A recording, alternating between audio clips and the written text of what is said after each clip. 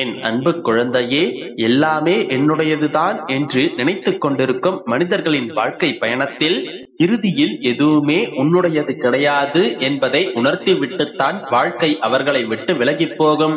அதுதானே நிதர்சனமான உண்மை.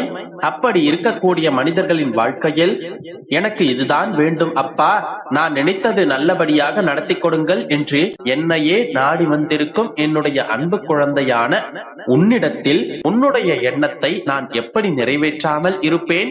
நீ எதை நினைத்து என்னிடம் வேண்டுதல் வைத்தாயோ அதையே நான் உனக்கு செய்து தரப்போகின்றேன் என்றல்லமே. உனக்கான வெற்றி செய்தியோடுதான் உன்னை தேடி வந்துள்ளேன். நான் உனக்கு கொடுக்க போகும் பேரதிர்ஷ்ட வாக்கினை நீ முழுவதுமாக கேட்டால் உனக்கு பேரின்பத்தை தரக்கூடிய பேரதிர்ஷ்டத்தையும் நீ மகிழ்வோடு பெற்றுக்கொள்ளலாம். உறவுகளின் நெருக்கங்கள் உன்னிடமிருந்து குறைய குறைய உன்னை சுற்றிலும் விவாதங்களும் பின்னர் விரோதங்களும் நிறைகின்றதல்லவா? அதற்கு பதிலாக பொறுமையோடு உறவுகளை உனக்கு நெருக்கமாகவே வைத்துக் கொண்டுதான் போயேன். சில அனுசரணைகளும் விட்டு கொடுத்தலும் உன்னுடைய வாழ்க்கையில் இருந்தால் தேவையில்லாத பிரிவினைகளும் இருக்காது, நிம்மதியில்லாமல் விரோதங்களும் விவாதங்களும் வராது. உண்மையை உணர்ந்து கொள்ளேன் செல்லமே. உன்னை சுற்றி இருக்கும் நல்ல மனிதர்களை நான் அடையாளம் காட்டுகின்றேன். அவர்களோடு நெருங்கி பழகு. தேவையில்லாத தீய எண்ணம் கொண்ட கெட்ட மனிதர்களையும் நான் அடையாளம் காட்டுகின்றேன். அவர்களிடம் நீ நெருக்கமாக பழக வேண்டாம். அதற்கு பதிலாக பேசியும் பேசாமலும் கண்டும் காணாமலும் விலகி இருந்தால் போதும். பிடிவாதத்தையும் விரோதத்தையும் வளர்த்து கொள்ளாதே என்றல்லமே. சில சிறந்த தருணத்திற்காகத்தானே நீ காத்துக் கொண்டிருக்கின்றாய். உனக்கான நல்லது நடக்க வேண்டும் என்றுதானே எதிர்பார்த்து ஆசைப்பட்டு காத்துக் கொண்டிருக்கின்றாய். எல்லாவற்றையும் நீ பெறுவதற்கான சிறந்த வாய்ப்புகளை உன்னுடைய கண்களில் நான் காட்டுகின்றேன். காலங்கள் கடந்து போக போகத்தானே உன்னுடைய வாழ்க்கை என்ன என்பதை உன்னால் புரிந்து கொள்ள முடிகின்றது. இப்பொழுது உன்னுடைய மனதில் இருக்கும் ஆசையெல்லாம் நாளை வரப்போகும் துன்பத்திற்கு காரணமாக இருக்கப் போகின்றது என்பதை நீ உணர மாட்டாய். ஆனால் உன்னுடைய பெருமாள் எனக்கு தெரியும்.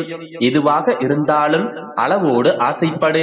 அதற்கான முயற்சிகளை மட்டும் நீ செய்ய தொடங்கிவிட்டாலே அது ஆசையோடு நின்று விடாது, அது லட்சியமாக மாறிவிடும். எப்பொழுது ஒரு விஷயத்திற்கு ஆசைப்பட்டு அதை கனவாக மட்டுமே கண்டு கொண்டிருக்கிறாயோ அது அடைவது மிகவும் தாமதமாகும்.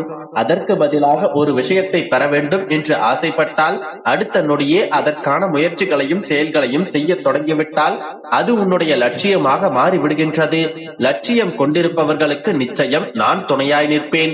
உன்னுடைய லட்சியத்தை நீ அடைவதற்கும் உன்னுடைய ஆசை கனவை நிறைவேற்றி சந்தோஷமாக நீ வாழ்வதற்கும் உன்னுடைய பெருமாள் உனக்கு துணையாக இருக்கும் போது நீ கவலையே பட வேண்டாம் என்றல்லமே.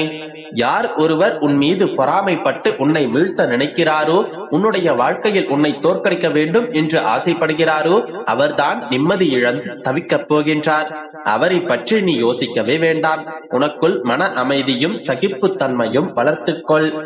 உறவின் மூலமாக வரும் சண்டைகளை எளிதில் தீர்த்து விடலாம். கொஞ்சம் பொறுமையாக இருந்து பாரேன் செல்லமே. ஒரு தீபத்திலிருந்து 1000 தீபங்களை ஏற்றினாலும் அதன் ஒளி சிறிது கூட குறைவது கிடையாது. அதே போல உன்னுடைய அன்பை மற்றவர்களுடன் பகிர்ந்து கொள்வதனால் அது ஒருபோதும் குறையாது என் செல்லமே.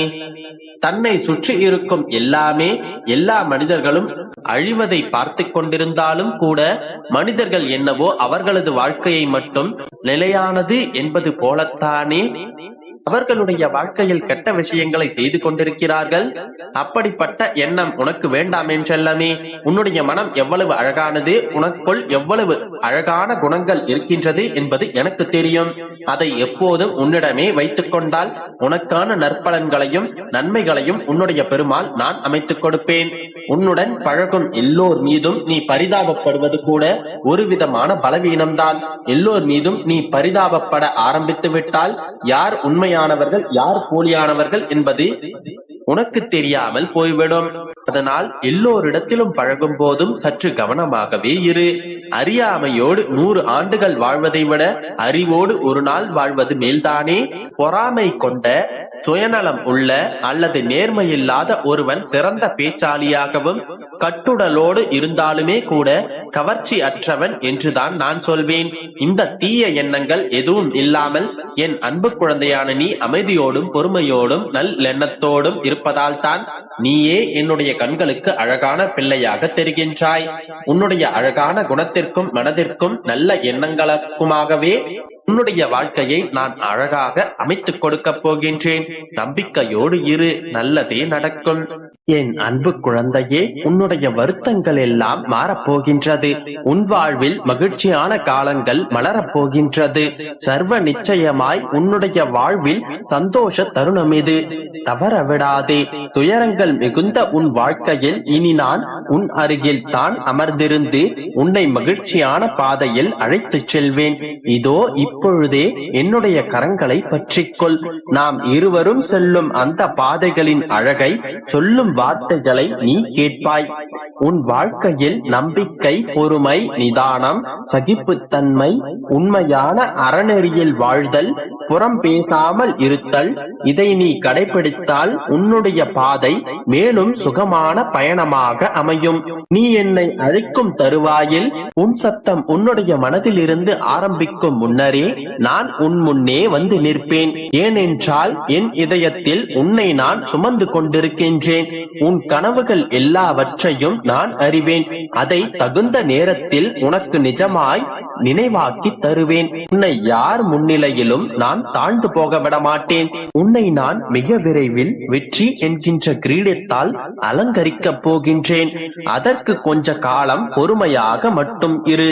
உனக்கான வாய்ப்பை நான் உருவாக்கி கொண்டிருக்கிறேன். கஷ்டங்கள் வரும்போதெல்லாம் தாங்கிக் கொண்டிருந்த நீ இப்போது உன்னுடைய கஷ்ட காலங்கள் முடிந்து சந்தோஷ தருணங்கள் ஆரம்பிக்கும் தருவாயில் மனம் தளர்ந்து போய் நிற்கின்றாய். எப்போது சோதனைகள் தீரும், எப்போது என் மனம் விரும்பிய வாழ்க்கையை நான் பெறுவேன் என்று என்னை கேட்டுக்கொண்டே இருந்தாய். இதோ இப்போது கூறுகிறேன், உன்னுடைய சோதனை காலங்கள் முடிவிற்கு வந்து விட்டன. சர்வ நிச்சயமாய் இனி வரும் காலங்கள் உன்னுடைய சந்தோஷ தருணங்களே. இத்தனை நாட்களாக காத்திருந்து விட்டு இன்னும் கொஞ்ச நாட்களில் மனம் தளர்ந்து போய் விடாதே. நம்பிக்கை என்பதை ஊன்றுகோலாய் கையில் எடு. என் மீது நீ வைத்திருக்கும் நம்பிக்கையும் உன் மீது நீ வைத்திருக்கும் தன்னம்பிக்கையுமே உன்னுடைய வேண்டுதல்கள் அத்தனையுமே நிறைவேற்றி தந்துவிடும். வழிகள் இல்லா வாழ்க்கை இல்லை, வழிகள் இல்லா வழிகளும் இல்லை. கால நேரம் மாறும்போது அனைத்துமே இங்கு மாறும். உனக்கான கால நேரம் வந்து விட்டது என்று கூறுகிறேன். இனி எல்லாம் மாறும், எல்லாம் சரியாகும், எல்லாம் சுகமாகும். அனைத்திற்குமே நம்பிக்கை மட்டுமே பிரதானம். நம்பிக்கையோடு இரு, நல்லதே நடக்கும்.